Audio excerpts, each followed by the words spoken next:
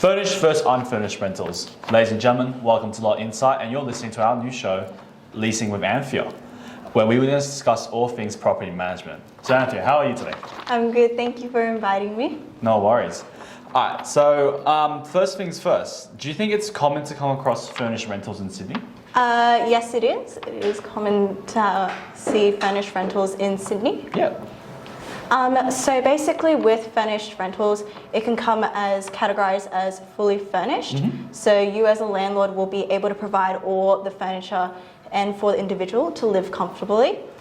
So for this, it would be examples like having a sofa, bed, dining table, chairs, cupboards, shelves, and they'll also be able to have like basic kitchen appliances, cutleries, even So your fridges, microwaves, things like that, yeah. Right, And then another one could be partially furnished. So partially furnished properties can be considered as semi-furnished properties. Right. Comes with just like basic needs, so kitchen cabinets, lights, built-in cupboards. Yeah.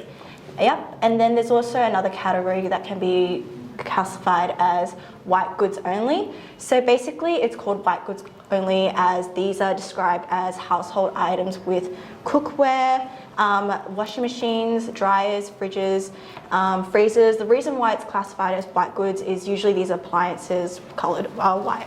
Right, okay. And then the last category is unfurnished, where you do not provide any of the furniture to the property. Whatsoever. Right, okay, cool. So there's mainly, what was it, three or four types of rentals that landlords can lease out. All right, cool, that's interesting. So just moving on, do you think these furnished rentals actually provide any value? So in terms of, are you able to, obviously, I'm assuming you can demand a higher rent?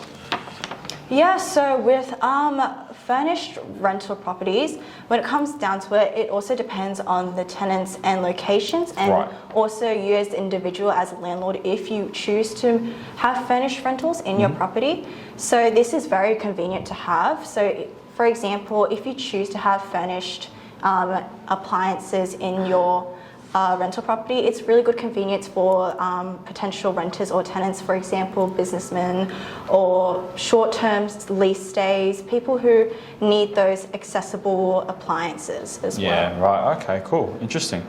Do you think there's any downside to having furnished rentals? Yes, definitely, both as a landlord and as well as a property manager or agent.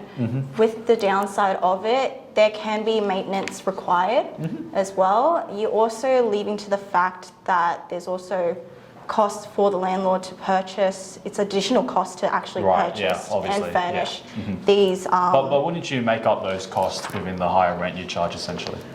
Potentially, yes. It also depends on the market as well, and the rental market as well, and if individuals are looking for a fully because it furnished, obviously only appeals to a very, very niche market in real estate. Like for example. So that does limit that potential tenants you can bring into that property. Yeah, right. Okay, and just to wrap up on our last question for today, you personally, as a property manager or a landlord yourself, would you recommend having a furnished or unfurnished rental? So for this question, I recommend having a furnished rental, even if it's partially furnished, majority right now. So it's great it's appealing first off to renters and potential tenants. It's highly convenient for them and it makes sense, ready available appliance accessible to them.